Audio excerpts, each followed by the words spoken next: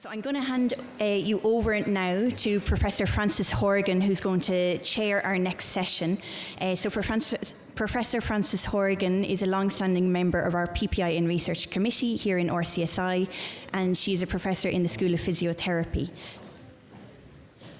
Good morning, everybody. Thanks very much, Niamh, and you're very welcome back to our next session. So as Niamh said, our volume is at the max, so we need you to be really quiet so we'll hear our first two speakers, and I'm going to introduce Kaylee Toomey and Dr. Anne-Marie Martin now. We're going to have three presentations in this session, and we're going to have 8 minutes for the presentation and some time for questions. So Kaylee and Anne-Marie are going to speak about the PPI Power Project, planning our work with equality and respect. Anne-Marie Martin is a lecturer in the School of Nursing and Midwifery at University College Cork. Kaylee Toomey is a graduate of UCC and an advocate for people who communicate in different ways to be heard. So together they're going to be telling you about a paper they published called PPI Power, Planning Our Work with Equality and Respect. So over to you. Thanks very much. Thanks a million. Hi everyone, my name is Anne-Marie Martin. I'm a lecturer in nursing in UCC, and with me here today we have Kaylee Toomey. I hope everybody can see the two of us clearly and hear us. We're going to present our work called PPI Power, which is planning our work with equity and respect. Next slide, please.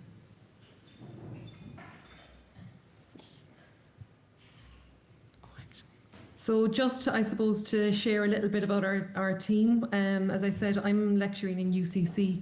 Kaylee is an advocate for people who have intellectual disability and communicate in different ways.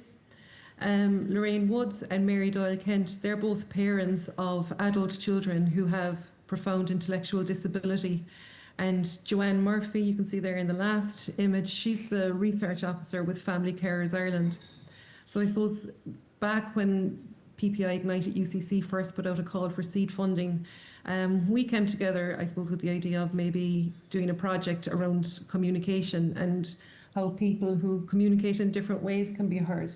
Is that right, Kaylee? So I suppose just for everybody in the room there, Kaylee is blinking twice when she agrees with what I said, and she will absolutely give an emphatic no when she disagrees with what I say, so you'll definitely know whether she's agreeing with us or not.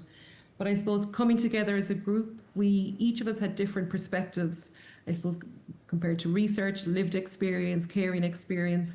But we wanted to combine our expertise because we felt that by working together, we would have a more rounded picture of the support that people with intellectual disability who communicate differently, what support they need and their carers need if we work together. So next slide, please. So as I said, it started with a seed. The PPI Ignite network at UCC put out a call for seed funding, and we decided to apply for it. We initially met just to chat about what we could possibly do or what project we could work on. And we decided eventually to actually identify and document the positive and challenging issues of PPI working and what we did to either make it work or resolve the issues we faced. But also we wanted to identify a research project that we could prepare maybe for a grant call that might come up at a later stage. So we just wanted to take the time to identify that priority as well. Yeah. So this scheme gave us the opportunity to do both. Agree? Yeah. So we called the project PPI Power, planning our work with equity and respect. And they were two important, I suppose, values that we felt were important for the project, and hence we included them in the name. Next slide, please. So thankfully we were successful and our work was able to progress. Next slide. So then over 12 months we met every 6 weeks. We met in different kind of ways depending on how people wanted to communicate or express themselves and what was the easiest way for everybody to take part, because we wanted the relationship to sustain over time. We wanted it to be a sustainable relationship. So that was a very important part of this project. And I suppose having a seed fund enabled us to do that. It gave us the time to figure that out while also identifying our research goal. So working together meaningfully was important to make sure the project would be meaningful. And I suppose it has to start with and be guided by some important values and principles. So we used the values and principles that were developed by the PPI Ignite network in 2022 to inform and guide our work together. There's an image of it there to the right. So next slide, please. And we captured, I suppose, our work. We documented it as we were going. We took a diary approach, and we eventually wrote this paper that can be seen in research involvement and engagement. And we presented it as a case study of PPI working. So you'll see there's a QR code to the right of the slide, and anybody who wants to access it can get it on that slide. We also have it on the final slide, and we've no problem sharing it if anybody wants to contact us afterwards. Next slide, please. So I suppose an important part to discuss is that idea of writing that paper together, and I suppose our experiences of what worked well or maybe areas that need attention in terms of progressing through writing and publishing a paper. So in terms of firstly writing the actual paper in the first place, we agreed as a group a plan for the paper and the points that we wanted to make. I suppose we, have I said something wrong? No, I'm okay. So we have agreed what we wanted. We had a structure of it that we agreed and that we laid out together. And some of us had different thoughts, and some of us, there were points we agreed on and points that we disagreed on, but we figured it out. So even though people had different experiences, everyone's perspective was listened to, and the structure of the paper was agreed, and the content of the paper was agreed. But then I wrote it. Yeah. I did the hard piece, I think. Yeah. So I actually wrote the paper, but then we shared it, or I shared it with the rest of the group. Everyone read it and made suggestions to what the content was. And everyone read it in a different way. Some people read it themselves. I came out to Kaylee, we went through it. She gave me honest feedback, didn't you? Yeah, she gave me very honest feedback. There was some words that maybe weren't easily understood. There was some content that needed to be changed to make it more understandable. And we figured that out between us. So even though I drafted the initial paper, it was redrafted and everybody had input into it. So we think we got that part of writing the paper. We think we did that quite well. By the time we were ready to submit it, everybody was quite happy that the content was what they wanted to have in the paper. I suppose after that, we did encounter one or two hiccups or one or two challenges, I suppose. Now, both were overcome, but if we want to have people's voices heard, I suppose we need to make sure that the way it's heard is accessible to everybody. And one of the difficulties that we did encounter is that when you're submitting a manuscript, each author has to have an email. It's a difficulty that I suppose I've encountered on other PPI projects. And one of the things I suppose I felt that I didn't want to create a false email because I didn't want to be representing somebody else, and I didn't want to have an account that was in somebody else's name. So we didn't develop an email. We worked with the editors around this previously, and I suppose the way around it was that the person's name wasn't included in the submission, but just before it's published, the person's name is listed in the author list. So I suppose that's, in terms of accessibility and everybody being treated in the same way, I suppose that's one difficulty that we have encountered. But thankfully, we have been able to find a way around that. But maybe it's not everybody being treated in the exact same way. Another issue that we encountered was, I suppose, the requirement by some journals to provide details of the credit taxonomy. So the credit taxonomy is a list of jobs that are involved in writing a paper, and you have to list what jobs people did. But I suppose the way that we wrote our paper, not every journal would recognise that as contributing to writing the paper. Even though everybody's voice was heard in it, they didn't necessarily write it, but their thoughts were reflected in it. So I suppose our position was that they are co-authors. I did write it, I did physically write the paper, but it was changed and it was amended and redrafted according to the feedback of everybody. And I suppose our position was that as such, they should be recognised as co-authors. The idea is that there would be transparency and recognition. That is the idea behind the credit taxonomy.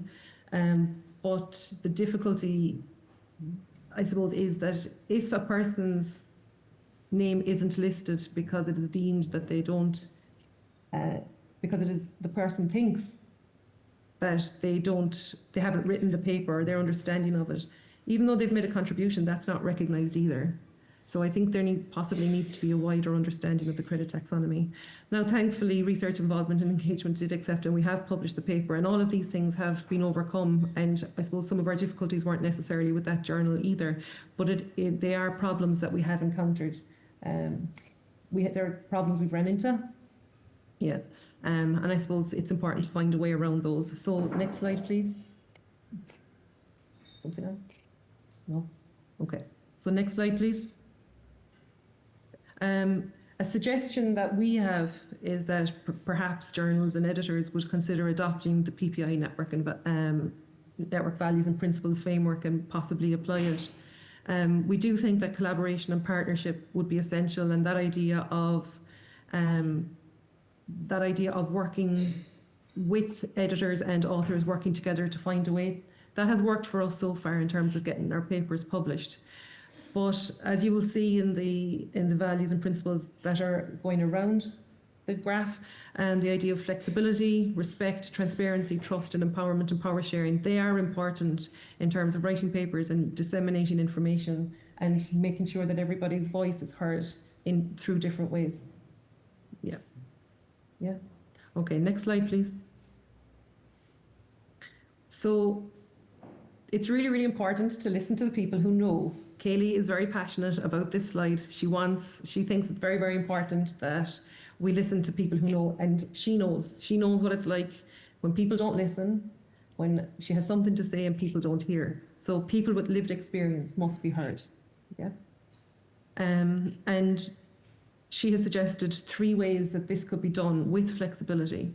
And with, I suppose, the right values and principles. With the right values and principles to underpin the work. The first being, adopt a PPI approach to any work that you're doing, any research work.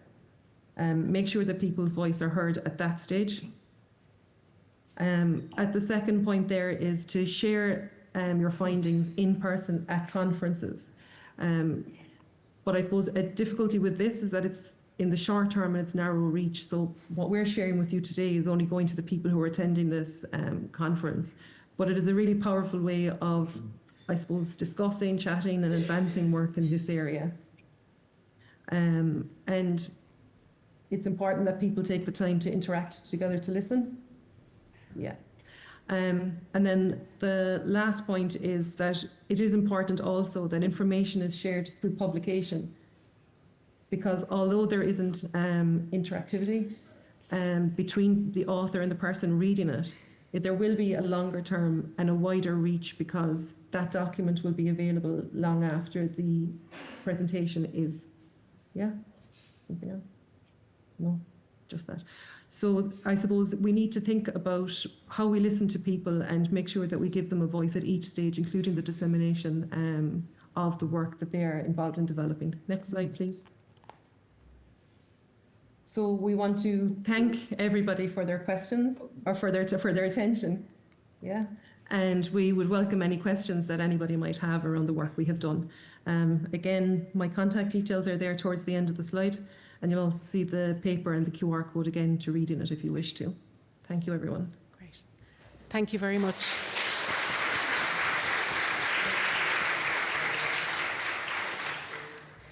Kaylee and Anne-Marie, thank you for an excellent presentation. I hope you heard that big round of applause there. A fantastic presentation.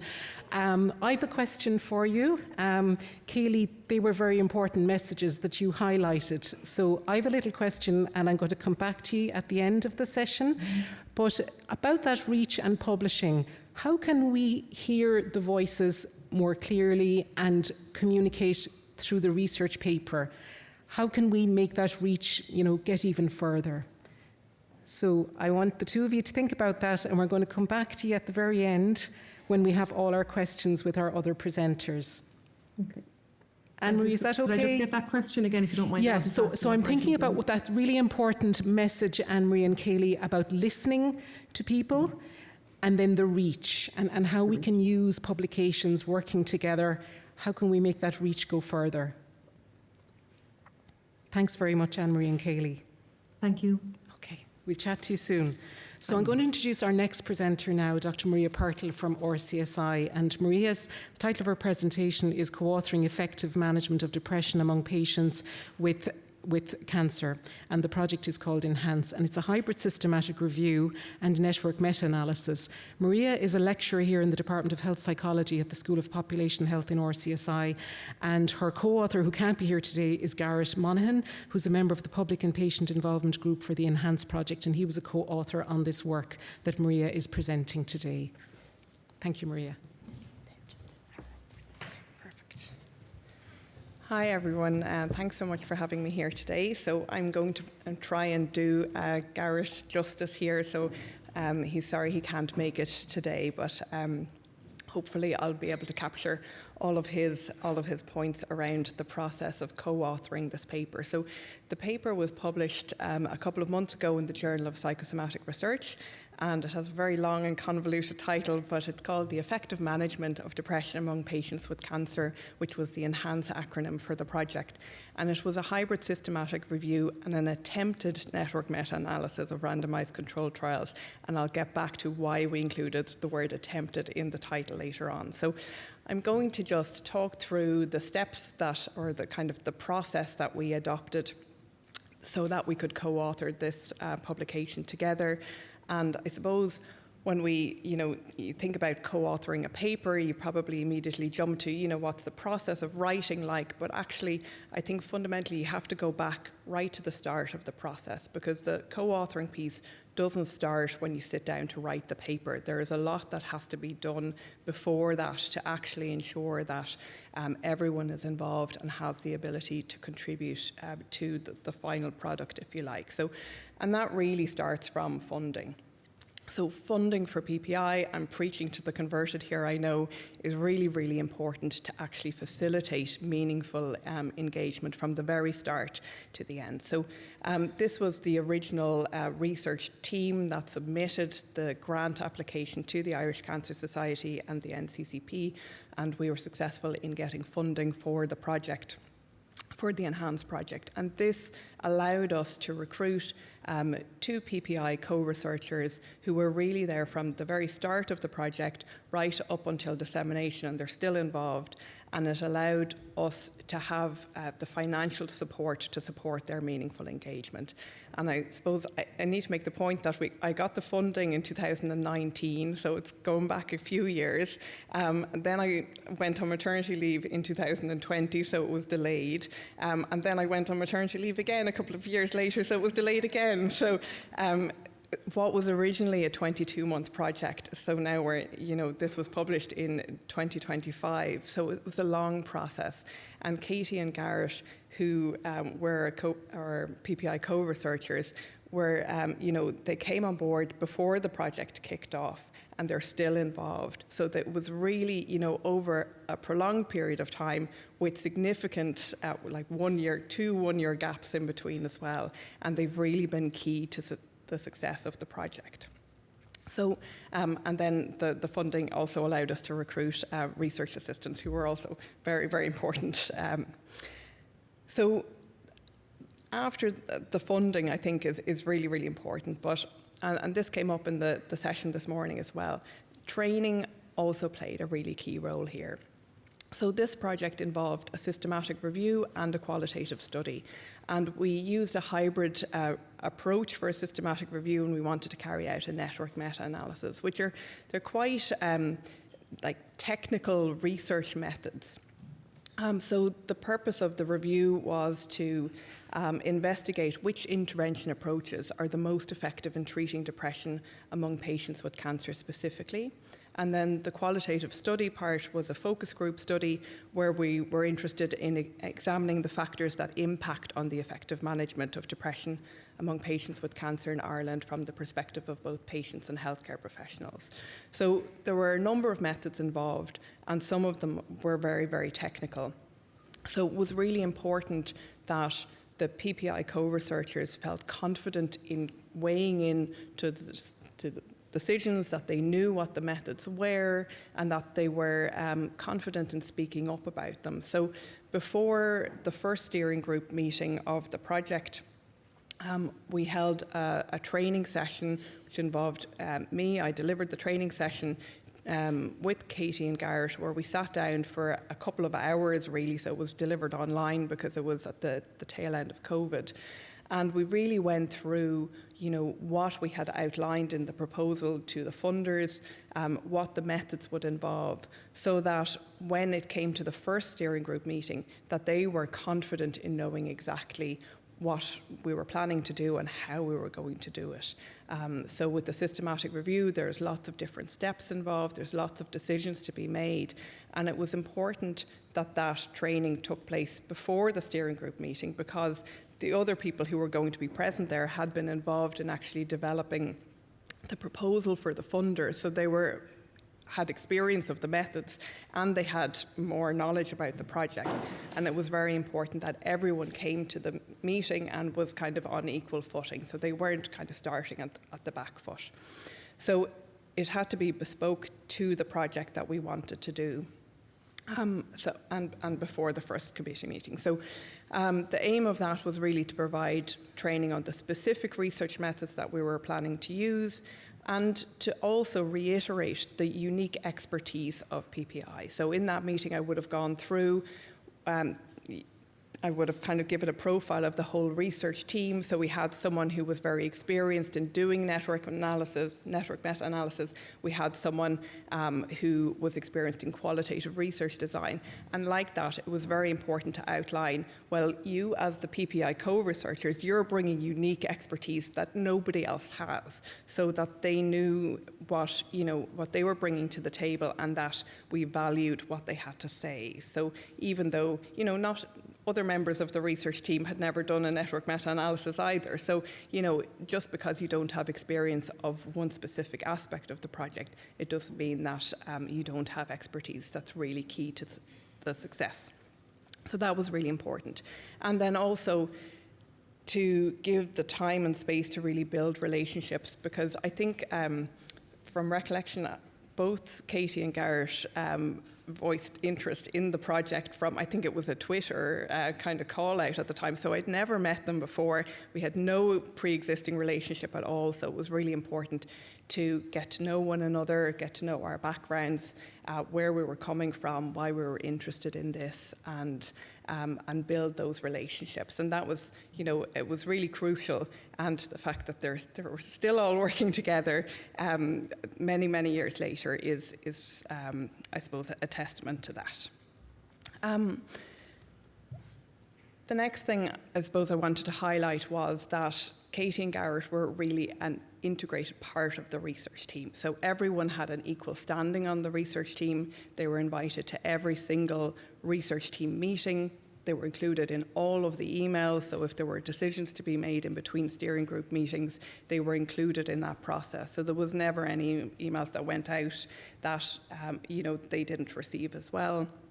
We met online about 4 times a year, but I would have linked in with them regularly throughout, in between meetings as well, and kind of had follow-ups to steering group meetings, or sometimes if there were things, kind of issues or challenges to discuss at a steering group meeting, I might reach out to them beforehand and say, look, this is what we'll be discussing, and just to kind of give them a heads up about it, and especially to kind of support any kind of key decisions so that they were confident going in and speaking up. And I have to say, it was a really, really nice research team, so everyone was very open and collegial, and felt that they were comfortable in sharing and speaking openly and saying, I don't know, I'm not sure about this, or that it was okay to kind of say that they didn't understand something or didn't understand a term. And that was not just the PPI co-researchers, but the researchers themselves as well. So the next thing is having a sense of shared ownership of the project. And so I was very cognizant that Katie and Garrett weren't involved in writing the funding application. So they didn't have a chance initially to say, this is a research idea that, that we should pursue and this is how we should do it. They were recruited after we got the funding. So now that the seed funding available, which is a really important step, so that you can have that PPI input before you actually apply for the grant. And that's hugely important. But we didn't have that here. So it was really important to give them a sense of ownership of the project, that they weren't brought in as consultants to, this is our project and you can, voice your opinion on it, but that they felt that it was their project as well and that they could shape it. So even though we had outlined what we were going to do and how we were going to do it, it was still up for discussion. And I suppose the key thing that they weighed in on was the design of the systematic review. So the first step we did was to develop the protocol and to submit that for publication. And we had to make key design decisions around that. And they were involved in that process. And they were co-authors on the protocol. There's a QR code there as well if anyone wants to look it up as well. And so they really shaped what we put into that. So when you're doing a systematic review, you outline who your participants are going to be, what interventions you're interested in, what comparison groups you're going to include, and the outcomes of interest. And we had drafted this for the funding application, but we had an opportunity to revisit this and explore this. And I know one of the things that Katie is most proud of is that their input really led us to include complementary and alternative medicine interventions as one of the key intervention groups in the review. And that's something we had been discussing because the review was around looking at the effectiveness of established interventions for depression that are included in clinical guidelines. So we were kind of on the fence, should we include CAM or should we not include CAM? And I remember Katie saying, that when you're diagnosed with cancer, people are coming up to you all the time saying, oh, you should try this and do this, and my neighbour said, that this is effective. And she wanted to be able to say, thanks very much, but, actually, the research evidence doesn't support that, or it does support that. And that's as important to have that around alternative interventions as it is around the psychotherapy or medication and so on. So no matter what the intervention is, you want to be able to draw on evidence. And she was saying that, some people, might find complementary and alternative medication or interventions very effective, and other people mightn't want to go down that route. But either way, you need to know the evidence. So it's really important that that is included. And I know she's very proud of the fact that that really shaped the protocol. The next point then is around opportunities to input into all outputs. And I suppose it's not just about writing the paper, but if you think about the process, all of the things that you do before you actually write the paper, most of the time you'll present the results at conferences or you'll discuss them in group meetings beforehand. And those conference presentations can sometimes kind of change your thinking around it and shape the results. And Katie and Garrett played a really key role in this and helped us to make sense of the results. One of the key, outcomes from it was around the risk of bias of the studies that we included. So we reviewed we identified 70 randomized control trials that evaluated interventions for depression. And our findings indicated that of those 70 trials, only one trial had a low risk of bias. And that was hugely disappointing for us because what we had wanted to do with this network meta-analysis was to compare the effectiveness of lots of different intervention approaches and see which ones are the most effective. But we felt we couldn't do that because the quality of the studies was too poor. And we felt that we had a duty to present reliable research evidence. And when the studies that you're basing your conclusions on aren't reliable, then you can't do that. And I felt terrible, actually, as the PI of the project, that I wasn't able to deliver on one of the key objectives of the study, to the funders and to patients. So it was really disappointing, if you like. And Katie and Garrett helped me to kind of reframe that and say, well, actually what you're doing here, what you found here is equally important. You can't answer the question you set out to do, but you're making a really important contribution here. So what we're saying is that we need better research. This is really important for people to know. And the risk of bias, because we were going on then to present the study in the qualitative piece and get feedback from patients and healthcare professionals, communicating that in a way that was, that made sense to everyone. It's very technical. The risk of bias assessment can be very technical. It has a number of domains. And Katie really helped to shape how we presented that. So she came up with this great analogy of the sieve, that using a risk of bias tool is like applying a sieve to the research. So it allows you to strain out the studies that have concerns or have a high risk of bias. So you're only left with those green balls there. So you're left with the studies that have a low risk of bias. And then you do the analysis, including all the studies, and then only those that have low risk of bias. And if the results are different, then it suggests that the results are being skewed by the studies that have a low risk of bias. And I love that analogy, and I've used it, or the metaphor, and I've used it in every single presentation that I have given at every conference on the systematic review since, because it just makes intuitive sense. And it really highlighted why we then couldn't carry out the analysis. So that's why the attempted is in the title there, because we only had one green ball, and you can't compare one ball to itself, so it made no sense. But we wanted, and again, this was Katie and Garrett really argued for including attempted in the title, because if we had just framed it as a systematic review, then the key point of the whole study would have been lost, the fact that the data isn't good enough to be included, and maybe then only people who were interested in the specific area would have read the paper, rather than people who were interested in the methods themselves. So they really helped to communicate how we presented the findings in the paper and in every output from the study. And I think a lot of the time PPI contributors are kind of described as cheerleaders. And I don't like that metaphor, because it implies that they're standing at the sidelines cheering you on while you do your thing, and that's really not what happened here. So they're really more like coaches, because they're involved in strategizing, they're involved in identifying the kind of strengths and weaknesses and planning of it. Yes, they're cheering you on, but they're also part of the process. They're not just letting make you do your thing and just, telling you to keep going.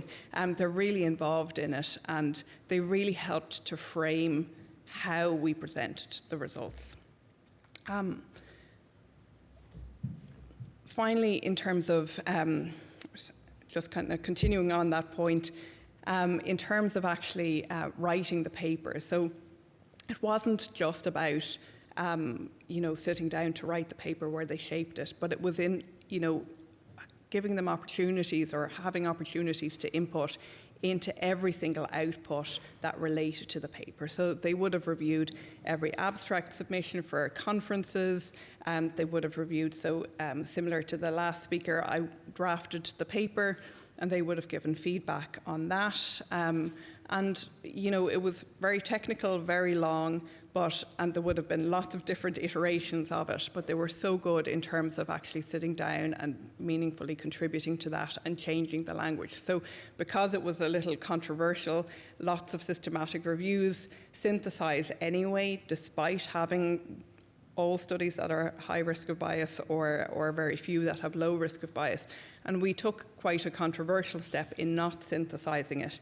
And we were kind of cognizant that it was a bit, we were criticizing other people's work in putting this out there. So then, sometimes there was a bit of toing and froing around, are we saying this too strongly? And they were like, no, this is important. These studies have been carried out. There was nearly 7,000 people with cancer who took part in the RCTs that we reviewed. And their point was, these people gave up their time to take part in these studies, and the research wasn't of a high enough standard. So, you have to be strong in how you present it. And so it wasn't just the conferences, the paper, but also they would have reviewed the letter to the editor when we're submitting the paper in the first place. And then, sorry, I'm out of time. We wrote a blog post on the paper as well, and we're presenting it next week at an Irish Cancer Society webinar. And then finally, just 2 weeks ago, we found out by chance just that the paper was actually featured in an editorial in the Journal of Psychosomatic Research. And the final line of that editorial is that this work exemplifies the kind of critical, methodologically rigorous synthesis that can reshape both the research agenda and clinical practice in years to come. And it's really funny, it really resonated with me, because that's actually pretty much word for word what Katie and Garrett had been saying to me for months previously, and it was really nice to actually see it in an academic publication. So thanks very much.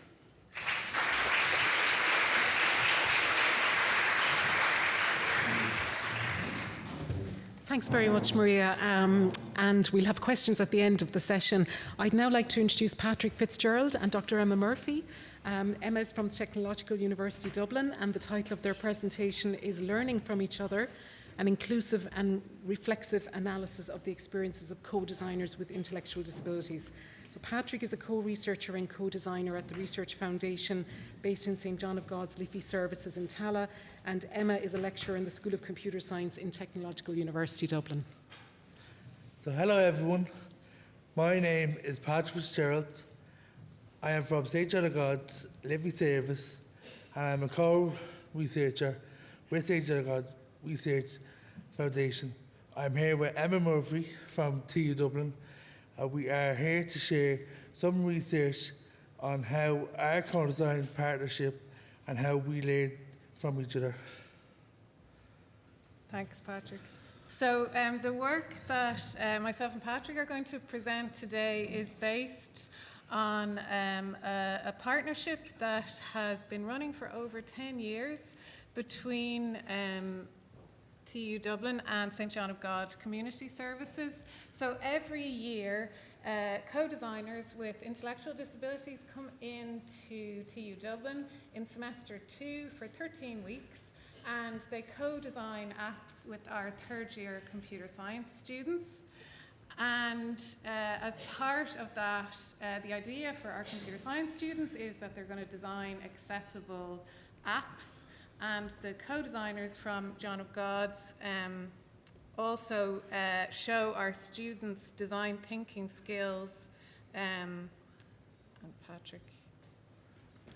So co-design supports a wide range of people to create together and find solutions to a problem. As a trained co-designer, we share our ideas, needs and challenges for the things we want to build to help us work and stay connected.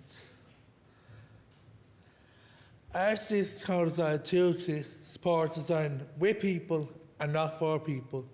As a co-designer, we feel we have a voice, and our opinions and our ideas are important to build better projects. Co-design is important to us because we get to build our own projects. We get to help other people. We are excited to be part of a new team, proud of what we achieved, happy and proud when people are listening to us. We get to build solutions to our own independence and build confidence. Now I'm going to hand over to Emma to talk about our research study. Thanks, Patrick. Thanks, Patrick. So, sorry, we're just operating two systems here. So the partnership with St. John of God's has allowed us to conduct some really important research that we wouldn't otherwise have been able to do. So just a note, first of all, for people working in the area, I'm sure that you're aware that people with intellectual disabilities don't often take part in research, and that is not because of an unwillingness to take part. It's often because of the inaccessibility of our consent forms and data management processes. And so through this study, we've paid careful attention to ensuring that our consent processes are really accessible so people know what they are taking part in. And this has built on the work of Sarah Boland and Patrick and colleagues in St. John of God's who have developed resources over the years on exactly what is consent, what does it mean to take part in a research study, and we made sure that that was really accessible. So the other thing that we paid close attention to was our actual data collection. So we knew from previous studies that if we were to sit in a room with the co-designers and ask about their experiences of a process that happened last year or even a few months ago, a few weeks ago, it was not going to work. So what we did for our data collection was we set up some co-design activities to try and to ask questions about the co-design while we were doing it. And we also used some of the co-design tools that participants were familiar with to collect the data. We did a reflexive thematic analysis, so Braun and Clark's method. We conducted initial detailed coding and searched for themes and sub-themes. Importantly, we manually transcribed our recordings of the co-designers. That was really important to capture the nuance of what people were saying. And also, we just wanted to highlight the reflexive part of Braun and Clark's method. We really worked on our position statement. So the researchers in the study bring together diverse backgrounds in human-centered design, engineering, co-design, co-research with lived experience of intellectual disability, and computer science. And I'm going to hand back to Patrick, and he's going to talk about his experiences of doing the analysis. For this study, I listened to what people said in the recorded and written down. When we listened back a few times, because I grew up with and hear similar disability, I was able to share my lived experience and help the other researchers understand the meaning of the word that the people in the study were saying.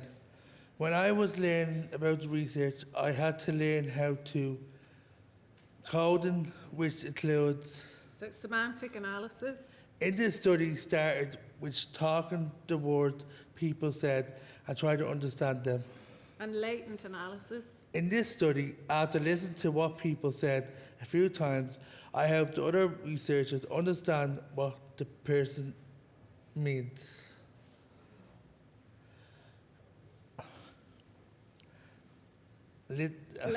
Latent coding helps us see more than just the word people are saying. They show the hidden feeling or belief behind the words. For me, working as a co-researcher, this means noticing that what is real being said, even if it's not spoken directly. For example, someone said, well, for me, it's getting like the full team together. Yeah, and one for one proud big teamwork.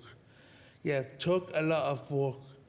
The surface means it's about teamwork, but there must be more meaning. For example, use the word proud. This is not word used a lot. When it is used, it's very important about things they were doing. Most have a big impact on the person. As a co-researcher with lived experience, I often spotted the deeper meaning more clearly because I have been in similar situations. Line by line counting is hard. We work together on the allies as a team. I was not there when the focus group happened, and this made the analysis harder. For the next study, I ran a focus group and took part all stage of research. So in conclusion, there's two main contributions from this work. There's the findings from the study, which we didn't have time to talk about today, but we're happy to share the paper. Also to say that this work is based on a conference paper that myself and Patrick just recently presented in Nicosia for the AAATE conference, and we are currently writing a journal manuscript. But in terms of the contribution of this work, there is, of course, the findings, which we'd love to have time to share. But really what we wanted to highlight today was our findings on how to actually do inclusive research. It's important to give people like me an opportunity to learn about doing research, but we can also teach others and help them to understand deep meanings. Thank you for listening. Thanks a lot.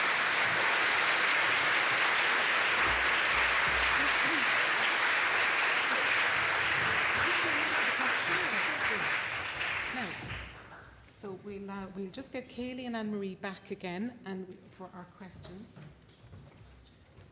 So the question that you asked for Kaylee was, is there a way of, I suppose, having her voice heard with greater reach? And she definitely wants her voice heard more.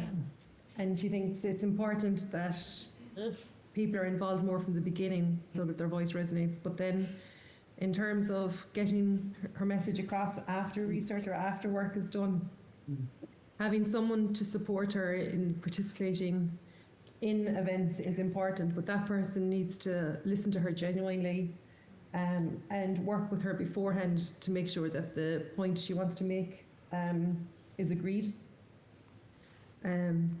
But she said it's also important when we're sharing research that we're open to the different ways that people can communicate.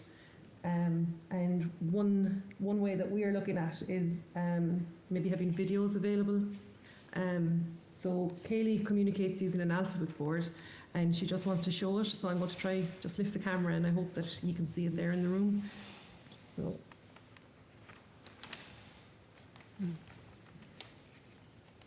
Were you able to see that, Yes. her alphabet board? Yes, yes, we can see it. She spells out words that she wants to say using her alphabet board, and she thinks that maybe video and pre-recording might be a good way as well, that people should be open to, not just the written word and the spoken word. Yeah. If that's okay. So I hope that answers the question. That's great. Thank you so much, Kaylee, and thank you, Anne-Marie. Yeah, that's very really much. important, and all that time and really listening, and we've heard that through all the presentations this morning. Thank you, Kaylee. Patrick and Emma, I have a question for the two of you. What did you learn the most from the analysis, doing the analysis together? What did you learn from each other's perspectives? I think we learned. I learned like time, and I learned that we work as a team, it makes it better. Yeah, I think we learned a lot, and interestingly, as Maria, you were saying, there was other researchers on the team that hadn't done a reflexive thematic analysis, so we were learning together. From what I learned working with Patrick, there was insights that Patrick was definitely able to provide, particularly when co-designers struggled to communicate, and if I had have been analysing those transcripts on my own, I don't think I would have understood some of the meaning that Patrick was able to interpret. Yeah, great. Because Patrick, I was very struck by what you said, what people were really saying. You were really focusing on what you heard in those interviews and what was the key message coming across. Yeah, great. Maria, I was very struck by what you said about the planning and preparation and integrating your PPI co-researchers in the team and that time to train them in the methods. Can you tell us about that kind of, making sure that there's equal balance in your team, that kind of power piece?